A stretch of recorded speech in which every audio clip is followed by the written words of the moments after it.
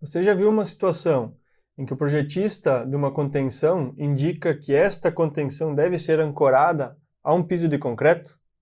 Pois é sobre isso que nós vamos falar hoje. Muito bem, a gente tem uma situação que é o seguinte: imagina aqui um pré-moldado, tá? Vou pegar uma situação hipotética, podia ser uma obra moldada em loco também, né? Não teria problema, em que eu tenho aqui uma cortina de contenção, e aqui já foi deixada uma armadura, né? Pode ser de diversas formas, eu já vi aqui algumas esperas na lateral, em cima. Aqui eu fiz um desenho simplificado com estribos, né? Uma armadura superior aqui passando sobre a placa. E muitas vezes o projetista desse pré-moldado indica que essa placa deve ser ancorada ao piso. Por quê? Imagine a seguinte situação, tá? Eu tenho aqui, isso aqui olhando a placa em corte, né? E aqui em cima o meu piso. Então eu tenho aqui um empuxo do solo, e esse empuxo vai gerar uma deformação aqui na minha placa. Para evitar essa deformação e, claro, né, esforços maiores aqui na minha placa, a ideia é que ligue aqui essa placa ao meu piso. Isso gera aqui uma força de tração interna no meu piso.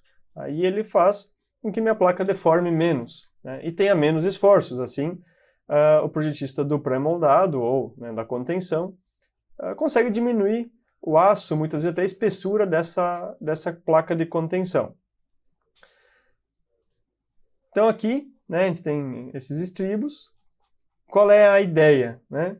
Que o piso venha com a tela soldada e mais, eventualmente, algum reforço aqui na parte superior, até porque a minha tela soldada eu não consigo uma ancoragem muitas vezes suficiente. Então eu preciso colocar uma armadura para ajudar nessa ancoragem, né? E aqui, né, o nosso subleito, subbase e o nosso piso concretado aqui, travando essa placa. Tá? Ok, vamos aos cuidados que a gente precisa ter ao projetar estruturas dessa forma. O primeiro cuidado: o pessoal que está projetando a contenção, ele tem que deixar muito claro, né, que o piso precisa ser ancorado aqui. Isso tem que ficar claro para quem está projetando o piso, porque normalmente a gente desconecta todo o piso da estrutura. A gente não quer conectar justamente para evitar fissuras no piso e tudo mais. Então, essa é a primeira coisa, tem que estar muito bem informado. A segunda: ok, vou calcular, vou dimensionar esse meu piso, eu preciso entender, preciso calcular qual é essa força de tração que eu tenho aqui para colocar a armadura correta dentro do meu piso. Preciso calcular o peso dele e o atrito para que muitas vezes assim, eu até coloco a armadura dentro do meu concreto, só que ele tem um escorregamento, né? Porque eu tenho pouco atrito, muitas vezes eu uso lona, justamente para diminuir o atrito, né?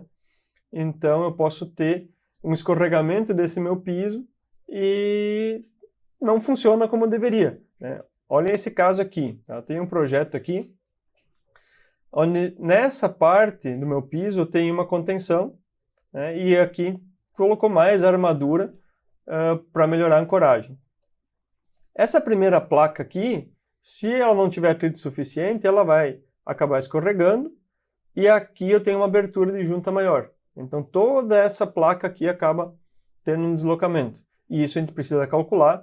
A gente tem aí o peso da placa, verifica, né, tem o coeficiente de atrito, lona e subbase, lona e o piso, né? Então eu preciso fazer essa conta para ver se é suficiente. Se não for, como faz? A gente vai ter que aumentar essa placa, né? Provavelmente tem que aumentar a placa ou aumentar o coeficiente de atrito. Tá? Muito bem, isso é um problema que tem que ser resolvido.